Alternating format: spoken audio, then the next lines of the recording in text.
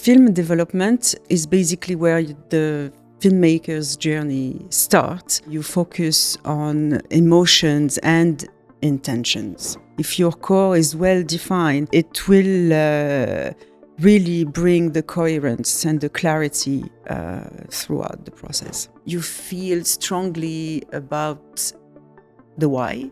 Then you have naturally the question of the how. It's a signal to have the conversation with the people that can help you find the answers of the how. The first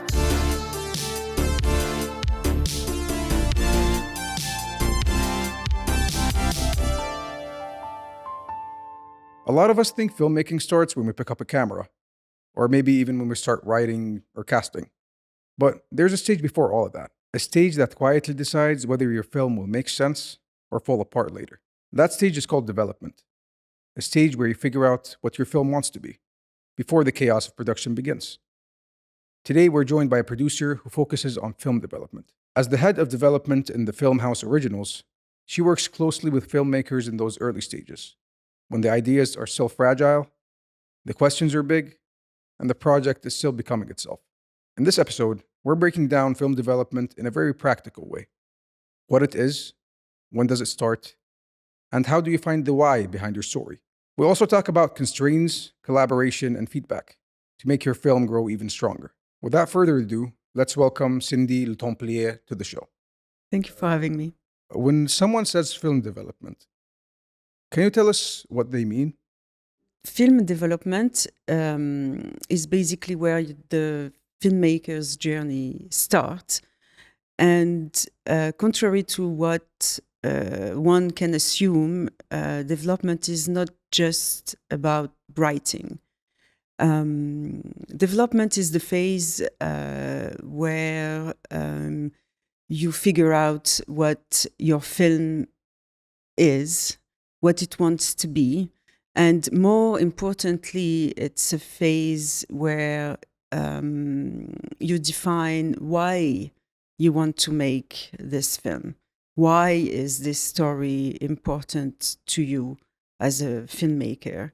And there are different steps or stages or dynamics during the development process where you think or reflect or explore different questions or aspects of your project.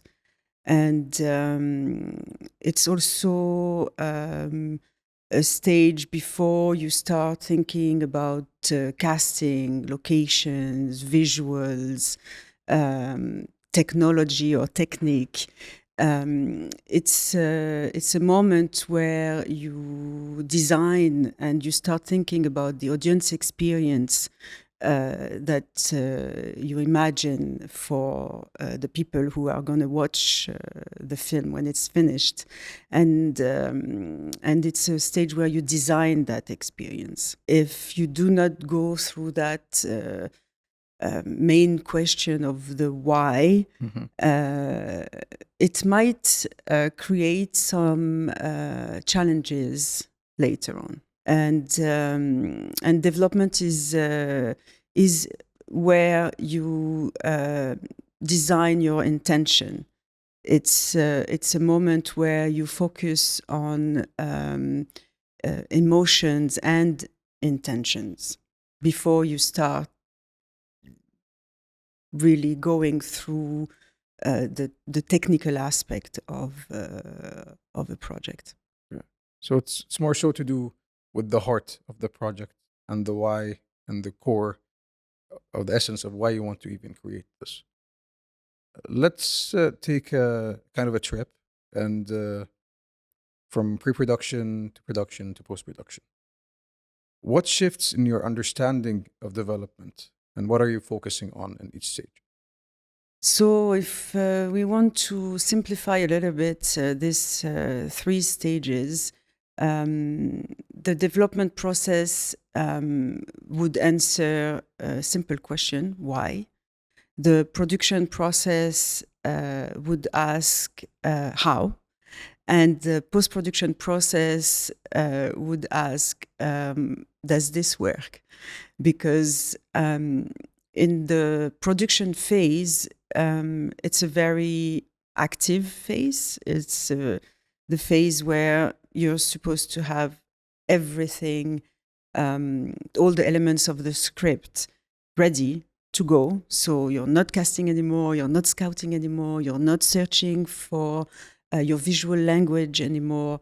It's just about how we are going to capture all of these script lines in a certain time frame and space and means, scale. So it's limited somehow, you know. While you're in development, you have a field of possibility that is still there. The limit that you're facing at the beginning of development is just the limit of your imagination, really. And I think it's very important in that stage to define some, I want to say ground rules, but it's not necessarily ground rules. It's just to define what we call the core of the story or of the project. And the core is not about the plot, the story, the characters' development, or the genre of the film. The core is really about the emotional truth, the question that the film is going to pose, or the point of view.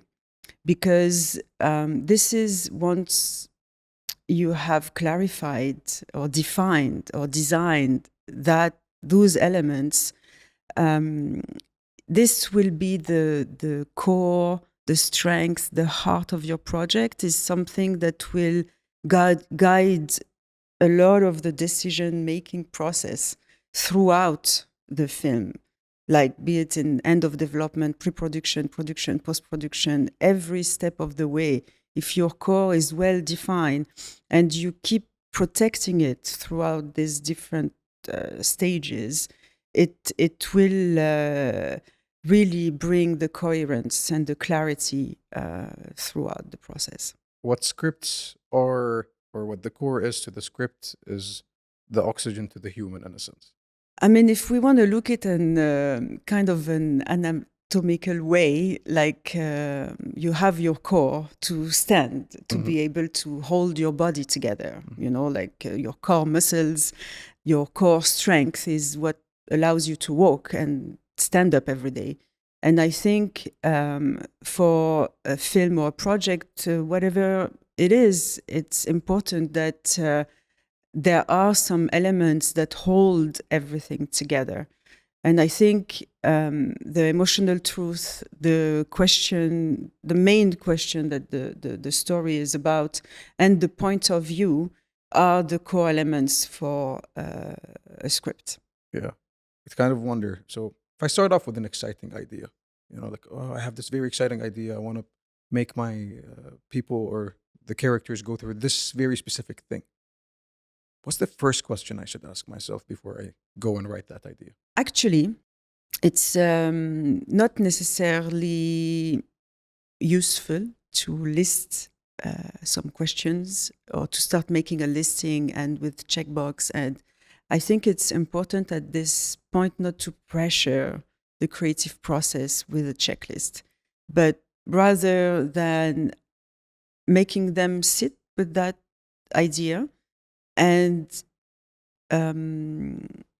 question themselves or interrogate their curiosity. Why are they excited about this specific idea?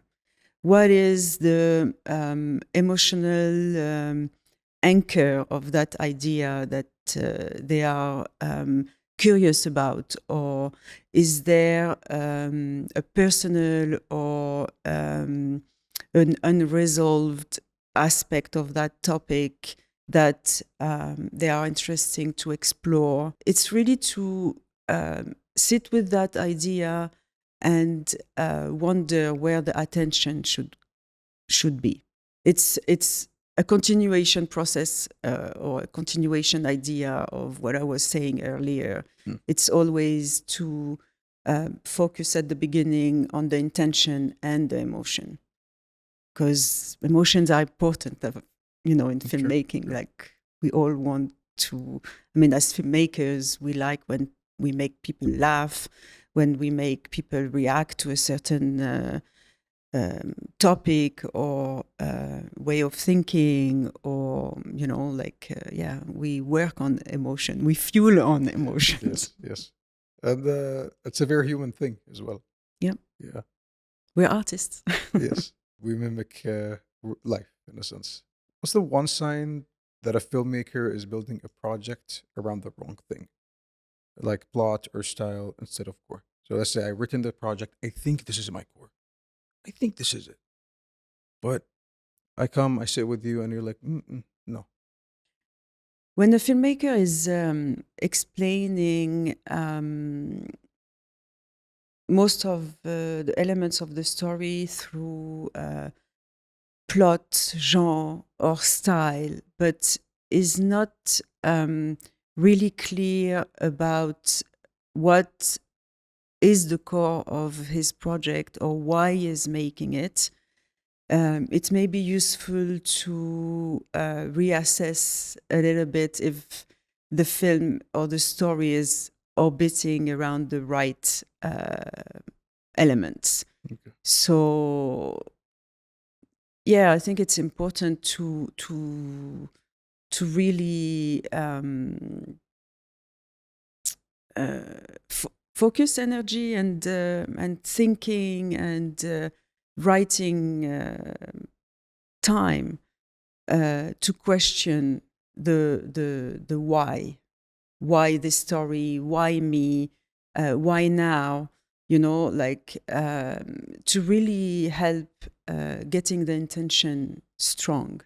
Because once you have established that, you get so much freedom to play with the technical elements, with the plot, with the genre, with, you can have the same script, exactly the same script, and ask 3 different filmmakers to make it a comedy, to make it a horror movie, and to make it an adventure film.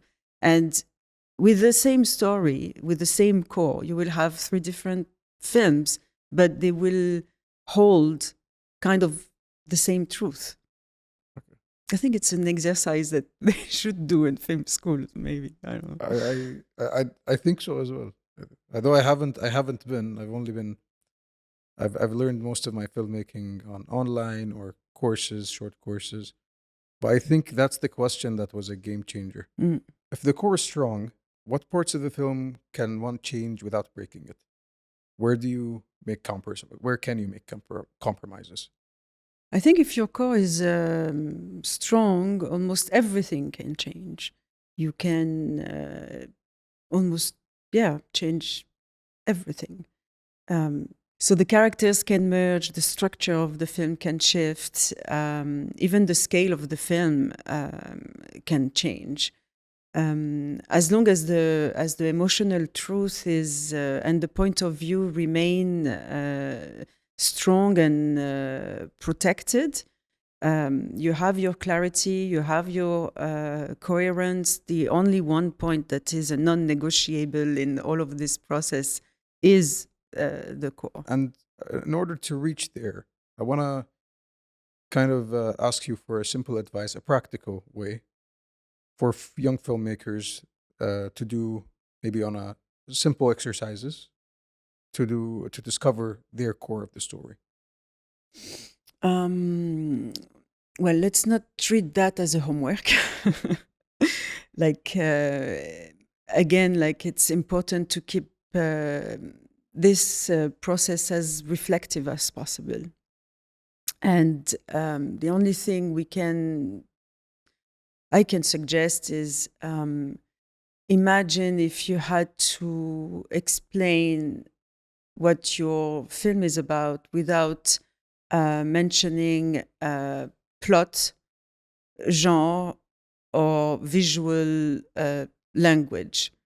Like what have you left in your mind or in your heart or in your hands to tell me what your film is about? It's really what I'll be waiting for is to hear about a feeling, an emotion, an intention, a point of view, a question. You know, like it can be any of these elements. I think once you are able to, even if it's imperfect, but if you manage to scale down, not scale down like as in minimization, but like in number of sentences. Yeah, like to, a distillery. to capture the essence of what you're trying to do or to say. If at this point it's unclear, it's not necessarily that an idea is bad or not going in the right direction. Again, it's a process. It needs to be allowed some time to evolve and develop. This is why it's called development. And it's a phase where sometimes it's encouraging, a lot of thoughts and imagination is stimulated and a lot of things happen. And there are moments where it's not as fruitful or active, but it doesn't necessarily means that it's a wrong thing that is happening. It just means that it's a process that is happening. So I think we need to be also gentle with ourselves in this process to let things and reflection and mistake happen as well. It's a research process, and different project will require different type of support as well during that development process. Some filmmakers will need to be alone. Some filmmakers will need to be having conversations. Some filmmakers will need to be reading and absorb knowledge about certain topics or certain experiences, depending about what you're talking about. Like, not every filmmaker wants to make a film about things that he knows. So sometimes, like we were talking just before the recording about the life of Suleiman. Yes. And I happen to know the casting director of this film, and I know what she had to go through also with the director, because they decided to make a film about a community that was not known from them. So they had to immerse themselves in the life of the people that they wanted to feature in their films, the story of the people they wanted to tell in their films. So yeah, development can take so many different turns. And that may be one of the aspects that attracted me to shift a bit from production to development, is to be involved in that very early stages of discovery. I want to ask a question. So when you sit down on development, do you sometimes feel like, okay, this is a form of therapy to the people that are making the films? I mean, by therapy, we mean reflection, questions, research, introspection. Yeah, it can be a bit therapeutic if the subject of the film is personal and traumatic. Maybe that could be therapeutic. Like Uncle Nashad that is sitting on the wall there was a therapeutic process, because it's the personal family story of the filmmaker. So he was looking for answers through the process of making this film. And so, yeah, it was a bit therapeutic. But not every film is so personal. So, but for sure that it's a building process. It's a research process. It's a process that sometimes loses you and sounds or feels messy sometimes. But I think it's important to get lost before you can, find the way. Because sometimes you're wandering around in this creative process, and you're not just wandering without a goal or a purpose. You need that feeling of being lost, so that you can explore different pathways, you can explore different philosophy, or you can explore different purpose. And while you're exploring, and if your core is strong and you have clarity on that front, then as you explore and find options, you feel which ones are working and which ones are not. And this is why it's important to define that emotional truth, that point of view, that question that is your topic. Because when you're exploring and getting lost in the writing process, then you know when you're taking the wrong path, and you know when it feels right. So it's important to let this happen and not feel that being lost is a wrong path or wrong thing or wrong. It just means that it's happening. As long as you stay connected with your work, and you stay with your script, I think it needs to be gentle with oneself. I'm kind of curious to know, because it's the way you explain it is a detour is sometimes necessary to the process of discovery, only for it to come back full circle in a sense, so even better and stronger. When is it helpful to dream freely, and when is it time to start facing reality, you'd say? So not only the process is, you go around, you go in circuit, but sometimes your project will ask from you to pause, to let it rest, because maybe sometimes it's a ton of information all at once, and then you're confused and you're just like, I don't know what my character needs to do right now, because, I'm saying as an example, or is my story getting into the right where it should be going? So sometimes, sometimes it's better to just pause it rather than clutter even more the ideas. So so sometimes it's, pause it, let it rest, and go back to it with a fresh, a fresh perspective, so that you find clarity in letting your core guide you with the next step. And with your question about dreaming big versus reality check, reality will always catch up with you at some point, So dream as long as you can. And I think it's very important to protect that.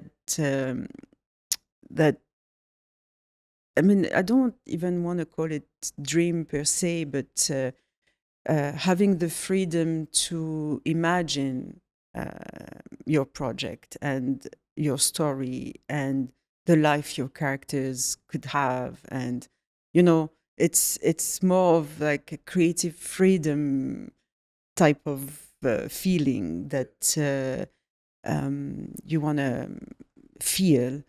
And the reality check is not necessarily coming as a constraint or a limitation, because a script for a film will have to go through the production stage and how we're going to make this. Can we make this? And if you manage to bring on board a producer early enough, but at a moment where you have confidence in your script and your idea, and you're ready to exchange and challenge your pages with reality, I'd like to see this as a frame in which we define that this is the scale, this is the means that you have, this is the timeline that you have, this is the space that you have to make your film. And within that frame, you are able to really focus on what's important. And if you're really confident in your core, coherence will play its magic, because you will know what's important and what's not for the sake of your film and the story. And I also am a strong believer in the frame, be it when I put the frame in my child's education, it's a safety net for her, because I'm there and I'm keeping an eye on her development. And for a film, it's almost the same. It's giving a frame so that it doesn't go right, left, and center. Your frame is your strength in the production phase, in the how we're going to make this.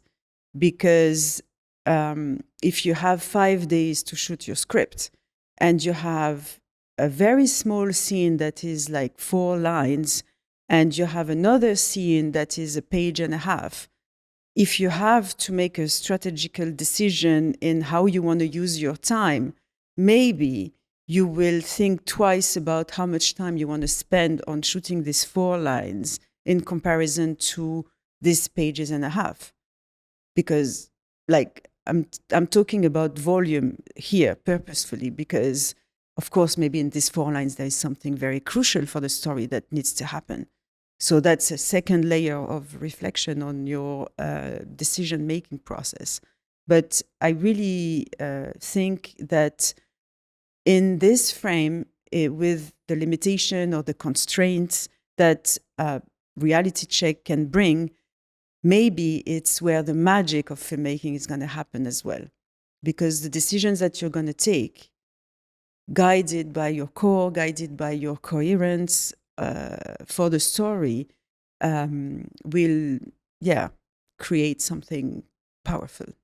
That's very beautifully put. And I think I'm learning a lot, honestly. Especially I'm approaching my first film soon. So I'm noting down as much as I can. If I know the why, for example, and the essence of the story, but I don't know how to put it into actual plot points, how do I make it work?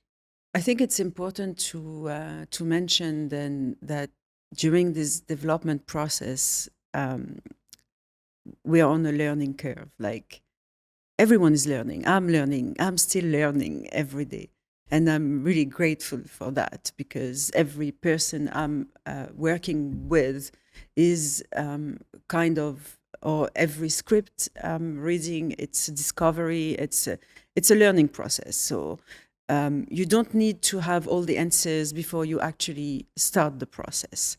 So when you reach the stage where you feel strongly about the why, and then you have naturally the question of the how that comes, I think it's quite natural and normal not to have the answer to that question right away.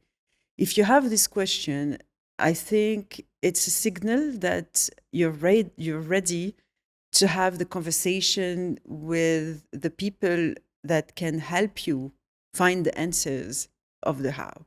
And as we mentioned earlier in the conversation, filmmaking is a collaborative process, and it's a collaboration between different creative departments. Naturally, one of the first person a filmmaker wants to speak with is a cinematographer, because once you understand your core, your why, your story, your characters, your point of view, your emotional truth, you want to explore how you're going to make those images, how you will capture the visual of that story. And your collaborator that is responsible for the image, the cinematographer or director of photography, will ask you questions to understand. For example, one question that the cinematographer can ask you is, okay, what is the camera never doing? And negative references are always sometimes more useful at the beginning of a process than defining what it needs to be. Because sometimes you don't know what it needs to be, but sometimes it's easier to know what you don't want, you know? And then the cinematographer can ask you questions around the lines of how much motion versus stability do you envision for this story or for this character? What is the distance you want from your main character, between your main character and the camera? Where is the audience? Audience is like a lens, you know, like what is the audience perspective or distance from the story?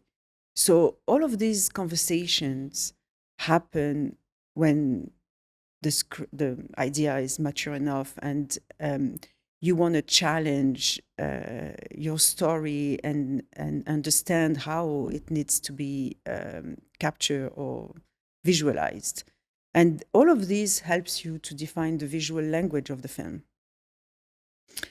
And of course, it's not one conversation between the filmmaker and the cinematographer that's going to answer all of the questions.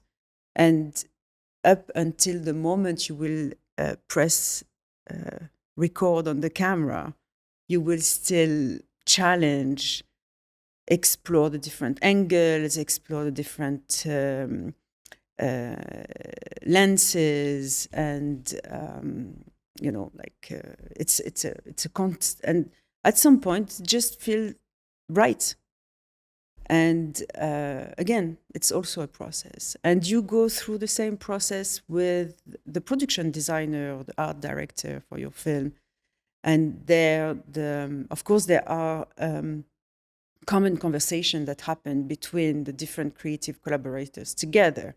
But a production designer will ask you questions around the lines of, what is the space? Where is the storytelling in the space? Like, what is this space going to tell about this specific character? Or sometimes you have locations that are characters itself. Mm-hmm. And all of these conversations and with the production designer, so it's about what the space tells, it's about what characters, how characters identify in space, color tone, how much details do you want to see, how much is there realism. Yeah, so you build your, it's world building, basically. And once you start really communicating with creative collaborators is where you find the answers of your how. And then you have different tools you can use to help communicate about the film. Of course, you have the pitch decks and visual references and film references, like not only still visual, but things that you can feed, even sometimes paintings or sculpture. It's a good tool, but if you didn't define the core, the why, the emotion, the intention, this step of referencing will not replace all of that. If you didn't find this, don't expect the references to bring you those answers. These support material are really here to help translate what you want to say already to others. And also sometimes it's easier to start by negative references. Okay, this film is an adventure film, but it's not Jumanji. Or, you know, I'm saying whatever the first thing that comes to my mind. Thank you, my daughter, for giving me those references. But you know what I mean? Like yes. So you start with negative references and then you precise your intention, visual intentions. And sometimes it's uncomfortable for young filmmakers to give specific references because they feel they are going to be boxed in those references. But I think it's very important to treat these references as a tool, not as something that's going to define what you want to do, because you will use different references to communicate different things.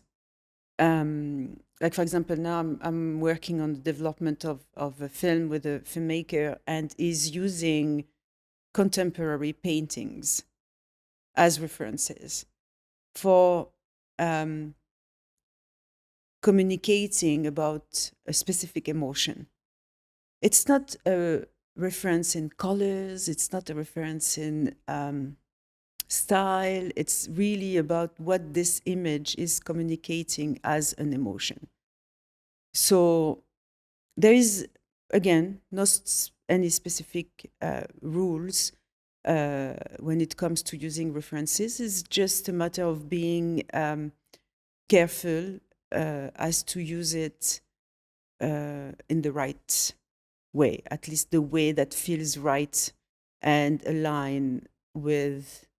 coherent with your project. I feel like you put it in such a beautiful way, as well as a summative sense. Like I can kind of get the idea very clearly. When someone shows you a deck or a treatment, how can you tell if it's clarity or just decoration? So if I'm reading a deck, because first I read a deck, I'm not looking at a deck, because script writing is about writing words together. So yes. I want to read first and understand what the film, the story, the characters are about before I start looking at the reference or the design. If I have questions or I'm intrigued about something and my curiosity is pulled in certain elements, and then the visual comes and answers or comes and feed my reflection process as I'm reading and I'm ingesting this story, then you can say that this is supportive material. If, as I'm reading, And then I'm looking at the references and I have more and more and more and more questions and more confusion. Then you can easily say that there is something that is still not there in the design process. And sometimes it's not that the core is not right and the intentions and the emotions are not right. It's just that maybe there is a need for more exchange or reflection about what is the visual language that this story needs, or what is, if a style is not necessarily precisely defined. So at this point, I think the less, the best, not to overload and confuse the directions. Okay. So it pulls back to the constraint aspect, which is less is more. Yeah. Okay. At what part of the process do you think a filmmaker should start thinking about the audience, and when does that become a distraction? As we said before, the audience is a lens. At the end of the day, we're making films for people. Mm-hmm. So, of course, at some point, it is important to consider the experience that the audience is going to have. But this should not guide the story. The story should follow its development process naturally with the filmmaker. And anyway, it's not the audience that drives the film, it's the film that drives the audience. Like if you're making a rom-com, you're not going to look at the audience of, like you're going to look at the audience of a certain age group. And what is the last film that moved that age group to theaters or streaming platform? You know, like, but I don't think it's a good thing for filmmakers to get obsessed with the audience early in the process. It catch up with you anyway. And maybe it's more of a producer task to look at markets and, you know, what drives the markets, because usually what drives the markets drives the funding. So it's leave it to them to deal with. Okay. And I think if your film is honest and authentic and genuine and has a good core, it will find its audience. Okay. It's yeah. There are niches out there for everyone in a sense. Not necessarily niche, but it could be niche. It could be more broad. But there's an audience for everything. Yeah. True. Sometimes the films that have the biggest success, we're not necessarily looking for it. I want to kind of talk about a little bit about the audience, or not the audience, about the sharing aspect. When is it the right time to bring the collaborators in, and how do I choose the proper collaborators? Well. So the right time is not too early, not too late. So not too early, so that your idea is not fragile, and not too late, so you didn't advance or lock too much elements in your script, so that there is still room for those creative collaborators to ask questions and somehow to challenge a little bit the ideas, the concepts, but in a positive way, just so that you reflect on the elements that will reinforce the core and protect that coherence. So it's somewhere in the middle. It's a feeling. It's, it happened to me that filmmakers were not necessarily ready to discuss certain, I want to say weakness, but it's not necessarily weakness, is underdeveloped aspect of the script. Because it's underdeveloped, they are not comfortable in discussing it, although it's needed. But then maybe it's how you manage to convey that there is an underdeveloped aspect rather than a weakness, and be like, maybe you can say, I'm not sure I understood exactly why is this character doing this at that moment. Okay. I think maybe there is a confusion and the motivation that, like you're like, it's like positive feedback. Yes. Like you want to criticize something, but you want to say it in like a positive way. Yes. And a supportive and encouraging way. And I think it's important to be aware of that pressure that wrong word can do in this creative, fragile process, sensitive process. Okay. Like you want to open doors, you don't want to close doors. Yes.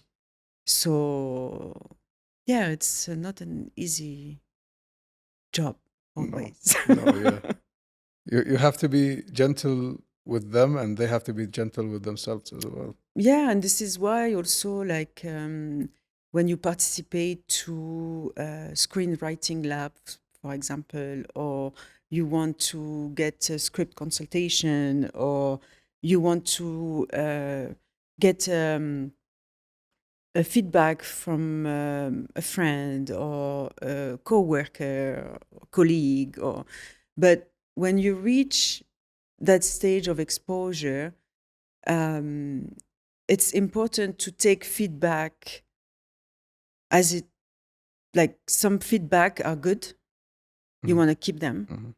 Some feedback, you don't want to keep them.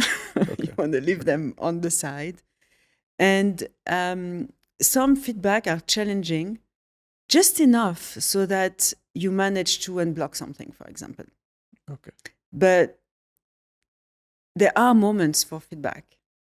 It's not always that you're ready to hear about your work, like sometimes it's a good moment. You're really curious to know how this group of scene was received. Is what I intend to do, was it experienced or felt how I wanted it to be felt? Or is it too subtle, or is it too strong? Or, like it allows you to adjust certain things. But sometimes it's just too confusing because elements are still not in place, or it's a very delicate process, yeah. And I think it's part of the learning process as well, for a filmmaker to learn how to take it or leave it, and learning how to pause it or push it. It's not like this. It's and sometimes it's even like this, and sometimes it's like this, and sometimes it's like this, and sometimes it's like this. So it's it's never the same every day. Okay. It's as non-linear as life is, basically. Yep. And it's a feeling, it's a connection. It's like if you're well connected to your work, to your story, it will tell you whether it's a good moment or it's not a good moment. So it's about positive encouragement, but it's a very sensitive kind of place as well, and sometimes not. Yeah. Sometimes it is. It's like an artist, a sculptor or painter. Like it's a design process, it's a research process, it's a production process, and sometimes you just feel like, that's it, it's done. I'm ready to share with others. And sometimes is not, you don't feel ready to share with others. Yes. And sometimes you're ready to share with a little number of others. Yes.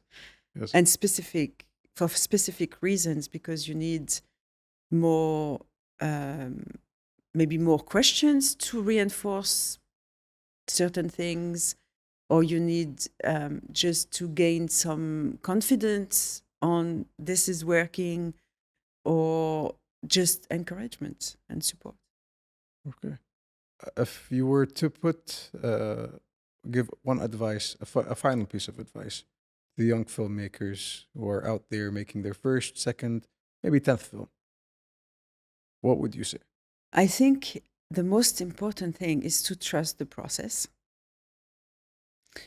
and to acknowledge that development can be uncertain, can be messy, but this is just normal. It just means that it's processing, it's developing, it's growing. Like, I think a story, a film, a project grows as much as the persons who are actually making it. And it requires patience sometimes. So I think it's important to say that we need to trust the process. And if you respect the process and you protect the core, the film, it's going to show you, it's going to tell you what it wants to become. Okay.